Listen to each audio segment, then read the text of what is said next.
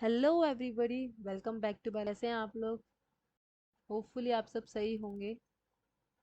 तो welcome back to our channel and this is our new video which is based on the chromosomal disorder. So let's get started. तो आज हमने क्या पढ़ना है? Chromosomal disorders के बारे में। क्रोमोसोमल डिसऑर्डर क्या है कि पहली क्रोमोसोमल डिसऑर्डर क्या है कि तो पहली चीज तो ये कि ये क्रोमोसोम्स, ऐसा डिसऑर्डर जो क्रोमोसोम्स में होता है उसको हम क्रोमोसोमल डिसऑर्डर बोलते हैं। ठीक है, ऐसा ऑर्डर जिसको हम जो क्रोमोसोम्स में होता है उसको हम क्रोमोसोमल डिसऑर्डर बोलते हैं। तो इसमें क्या होता है, अगर कोई भी क्रोमोसोम्स में या तो कोई किसी भी वजह से अब्सेंस हो जाए या कोई क्रोमोसोम एक्स्ट्रा हो जाए, एक्सिस हो जाए, जिसकी वजह से उनका जो अरेंजमेंट था वो चेंज हो गया, एक या एक से ज्यादा क्रोमोसोम्स का, तो उसको हम बोलते हैं क्रोमोसोमल डिसऑर्डर। अब हम क्रोमोसोमल डिसऑर्डर पढ़ते कैसे हैं? तो इसको हम कैसे पढ़ते हैं? एनालाइज किससे एनालाइज कर सकते हैं हम? कैरियोटाइप से। अब कैरियोटाइप्स क्या है? तो कैरियोटाइप्स क्या है? ऑर्गेनाइज्ड प्रोफाइल है जो कि हर पर्सन के क्रोमोसोम्स में होता है according to their shape, size, number. ये तीन चीज पे कैरियोटाइप बेस्ड है। शेप, साइज एंड नंबर्स पे कैरियोटाइप को हम लोग ऑर्गेनाइज्ड करते हैं। अब ये चीज है कि क्रोमोसोम्स किस में पाया जाता है? क्रोमोसोम्स पाया जाता है जीन में। अब जीन किस में होते हैं? जीन होता है डीएनए में। और डीएनए कहाँ होते हैं? न्यूक्लियस के अंदर। और न्यूक्लियस कहाँ होता है? सेल में। तो ये है कहानी। कहाँ पाए जाते हैं क्रोमोसोम्स? अब कोई भी क्रोमोसोम में किसी भी वजह से अगर क्रोमोसोम में या तो ज्यादा हो जाए या तो कम हो जाए, अगर ऐसा हो जाता है तो वो जो है वो चेंज कर देता है क्रोमोसोम्स के अरेंजमेंट को। तो उसकी वजह से डिसऑर्डर्स क्या हो जाता है? क्रोमोसोमल डिसऑर्डर हो जाता है। अब इसको हम स्टडी कैसे करते हैं? कैरियोटाइप से, कैरियोटाइप देख के। तो वो क्या है, कैरियोटाइप कैसे अरेंज किया जाता है? उसके शेप को, साइज को, क्रोमोसोम्स के शेप को, साइज को और नंबर्स को देख के। तो डाउन सिंड्रोम और अब इस में हम कुछ ऐसे सिंड्रोम पढ़ेंगे या बोले डिसऑर्डर्स पढ़ेंगे जो क्रोमोसोम्स के चेंज होने की वजह से होता है। तो उसमें से सबसे पहला है हमारा डाउन सिंड्रोम। डाउन सिंड्रोम को किसने डिस्क्राइब किया था? जे लैंगडॉन डाउन ने, जिनके नाम पे ही इस सिंड्रोम उन्होंने डिस्कवर किया, तो इसीलिए उनके नाम पे ही वो पड़ गया इस सिंड्रोम का नाम, जो कि डाउन सिंड्रोम है। और इन्होंने कब डिस्कवर किया था? 1866 में।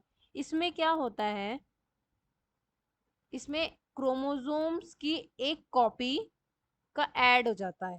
मतलब जैसे हमें मालूम है कि क्रोमोसोम्स जो है हमेशा दो उसमें रहते हैं। मान लो ये क्रोमोसोम क्रोमोसोम 1 क्रोमोसोम 2 में पेयर होते हैं। ठीक है, तो ऐसे ही कहीं एक जगह पे ये एडिशन हो जाएगा, कोई तीसरा आ जाएगा। Addition of a copy of a chromosomes, उसको बोलते हैं हम डाउन सिंड्रोम में। अब कौन से, अब हमें मालूम है कितने हमारे पास हैं, और 23 पेयर्स हैं टोटल। तो उन 23 में से कौन से नंबर, कौन से वाले नंबर पे ये ऐसा होता है? तो कौन से पे होता है? 21st क्रोमोसोम जो भी है ह्यूमंस के अंदर, 21st पे जो भी आएगा उस वहीं पर ये डिजीज पाई जाती है। या हम बोले ये तीन नंबर्स आ जाते हैं, और इसी तीन नंबर्स को हम बोलते हैं, ये दो तो होनी होनी थी लेकिन एक ऐड हो गया, एक ऐड हो गया जिसकी वजह से ये कितना हो गया? ट्राइजोमी हो गया। ट्राई मतलब तीन, जोमी तीन जोमी हो गए, इसलिए हम इसको क्या बोलते हैं? ट्राइजोमी बोलते हैं। और भी कौन से क्रोमोसोम्स पे होता है? 21st क्रोमोसोम पे। ये हमें कहाँ देखने को मिलता है? चिंपैंजीज में मिलता है और अदर प्राइमेट्स में।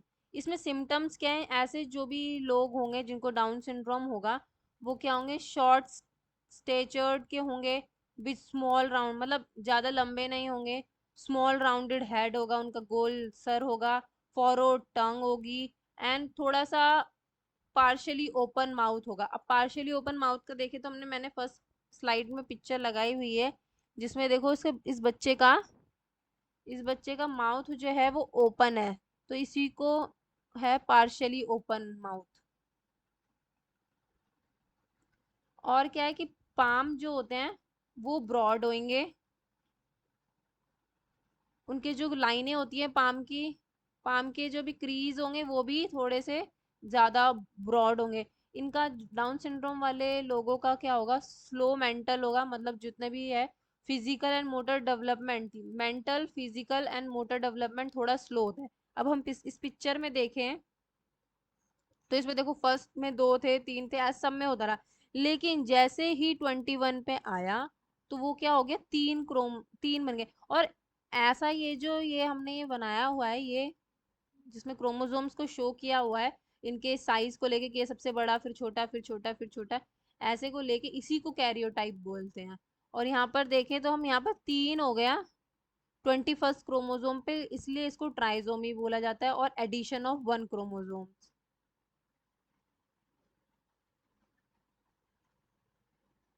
नेक्स्ट देखें हम तो नेक्स्ट डिजीज है हमारे पास टर्नर सिंड्रोम। टर्नर सिंड्रोम क्या है कि एक ऐसी डिजीज है जो कि, अब डाउन सिंड्रोम में तो क्या हो रहा था, क्रोमोसोम ऐड हो रहा था, लेकिन यहाँ पर क्या होगा, अब्सेंस हो जाएगा कोई एक क्रोमोसोम, एक्स क्रोमोसोम से, जो कि ये 20 एक्स क्रोमोसोम कहाँ पाया जाता है, 23rd क्रोमोसोम पे, क्योंकि 22 तक तो सिर्फ ऑटोजोमल क्रोमोसोम कहलाते हैं, ऑटोजोमल कहलाते हैं, लेकिन 23 वाला क्या होता है, सेक्स क्रोमोसोम होता है, तो वहां पर एक क्रोमोसोम्स का अब्सेंस हो जाएगा, मतलब वैसे टोटल 46 होने थे, लेकिन यहाँ पर क्या हो गया, 45 हो गया, तो एक एक्स क्रोमोसोम्स के साथ एक गायब हो जाएगा, तो इसको हम क्या बोलेंगे, मोनोजोमी। अब वहां पर ट्राइजोमी था डाउन सिंड्रोम में, तो ट्राइजोमी में क्या हो रहा था कि 3 क्रोमोसोम हो जा रहे थे, लेकिन यहाँ पर क्या होगा, एक जो है ये डिलीट, ये होगा ही नहीं, सिर्फ एक बचेगा, तो इसको हम बोलेंगे मोनोजोमी। अब वहां पर क्या था, यहाँ पर क्या है, टर्नर सिंड्रोम 45 क्रोमोसोम हो जा रहे हैं, क्योंकि एक एब्सेंस हो जा रहा है। वैसे ही डाउन में क्या होता है, यहाँ पर 46 तो नॉर्मल है, तो यहाँ पर क्या हो जाएगा, टोटल कितने हो जाते हैं, 47 हो जाएंगे नंबर्स में। अब सिम्टम्स क्या क्या हैं टर्नर सिंड्रोम्स के, इसकी जो फीमेल्स, अफेक्टेड फीमेल्स जो भी होंगी वो स्टराइल होंगी, मतलब कि वो बेबी प्रोड्यूस नहीं कर पाएंगी, क्योंकि एज ओवरीज आर रूडिमेंट्री, बस ओवरीज तो रहेंगे लेकिन वो कोई काम की नहीं रहेंगी, वो बस ऐसी ही रहेंगी। ऐसी फीमेल्स स्टराइल होती हैं क्योंकि उनकी ओवरीज जो है वो प्रॉपरली डेवलप्ड या बोले प्रॉपरली फंक्शनल नहीं होती। अब दूसरा, सेकेंडरी सेक्सुअल करेक्टर नहीं होता, पुअर ब्रेस्ट डेवलपमेंट पुअर होएगी, इनका भी स्टेचर जो होगा वो शॉर्ट होएगा, स्मॉल यूट्रस होगा, फफी फिंगर्स होएंगी, फूली फूली सी वेब्ड नेक होएगी। अब इसमें देखें इस कैरियोटाइप में अगर हम देखें तो यहाँ पर 23 पेयर ऑफ क्रोमोसोम्स है, जिसमें एक क्रोमोसोम अपसेंट है, इसलिए इसको मोनोजोमी बोला जाता है। अब यहाँ देखें तो ये क्या है, गैमेट्स विद 23 क्रोमोसोम, क्या हो रहा था, इसमें 23 थे तो इसमें 2 थे, लेकिन इसमें 22 क्रोमोसोम्स में क्या हुआ, एक ही है, तो जब भी एम्ब्रियो बनेगा तो इसमें एक, ये तो दोनों आएंगे आएंगे, इसमें का एक आ जाएगा, लेकिन इसका एक पेयर गायब रहेगा, तो इसलिए इसको टर्नर सिंड्रोम बोला जाता है, या मोनोजोमी ऑफ एक्स भी बोला जाता है। नेक्स्ट देखें हम कैलीफेंटर कैलीफेंटर सिंड्रोम के लिए, तो कैलीफेंटर सिंड्रोम क्या है, ये इसमें भी क्या होता है, एडिशनल एक एक्स क्रोमोसोम में एक और जुड़ जाता है, मतलब नॉर्मल तो जो भी था एक्स एक्स या एक्स वाई ये नॉर्मल है, लेकिन इनमें एक एक्स जो है वो और जुड़ जाएगा, एक एक्स, और इधर भी एक एक्स और जुड़ जाएगा, तो इसको हम बोलेंगे कैलीफेंटर सिंड्रोम। इसमें क्या होता है 47 हो, नॉर्मल क्या है हमारा 46 क्रोमोसोम होने चाहिए, लेकिन एक और जुड़ जाता है तो इसमें क्या हो जाता है 47 क्रोमोसोम हो जाता है। ये भी किस में होता है 23rd क्रोमोसोम्स पे होता है, जो कि होता है सेक्स क्रोमोसोम। अगर मेल्स में हो रहा है तो ये एक्स एक्स वाई हो जाएगा, जैसे मैंने यहाँ बताया था मेल्स में। अगर फीमेल्स में हो रहा है तो एक एक्स जुड़ गया तो डबल एक्स तो नॉर्मल है ही है, लेकिन एक एक्स और जुड़ गया तो ये ट्रिपल एक्स हो गया। सिम्टम्स क्या है इसमें, मैस्कुलाइन डेवलपमेंट तो होगा, लेकिन फेमिनाइन करेक्टर, मैस्कुलाइन मतलब मेल्स का जो भी पार्ट है वो डेवलप होगा, लेकिन फेमिनाइन मतलब फीमेल्स का भी करेक्टर डेवलप्ड होने लग जाता है, जैसे कि ब्रेस्ट डेवलपमेंट चालू हो जाती है कैलिफेंटर सिंड्रोम में। अब पुअर बियर्ड ग्रोथ जो होगी वो पुअर होगी, फेमिनाइन जैसी मतलब लड़कियों जैसी आवाज होने लग जाएगी। अब ऐसे ऐसे इंडिविजुअल क्या होते हैं, ये भी स्टेराइल होते हैं, ये भी बेबी प्रोड्यूस नहीं कर सकते। अगर हम इसका कैरियोटाइप देखें तो ये लास्ट वाले में एक्स एक्स वाई वाले में 3 क्रोमोसोम आ गए। ये किसका कैरियोटाइप है, ये मेल का है, ये मेल का है, क्योंकि मेल में ही एक्स वाई होता है। अब इसमें एक और जुड़ गया तो ये कैलिफेंटर सिंड्रोम कहलाएगा।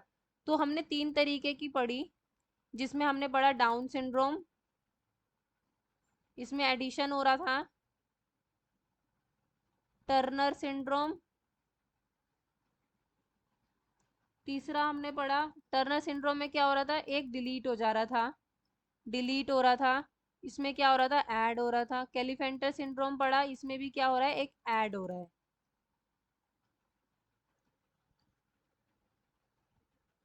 तो थैंक यू सो मच मेरी वीडियो देखने के लिए। होपफुली आपको मेरी वीडियो अच्छी लगी होगी, और अगर मेरे चैनल पे नए हैं तो मेरे चैनल को ज़रूर सब्सक्राइब करें ऐसी और मज़ेदार वीडियो देखने के लिए।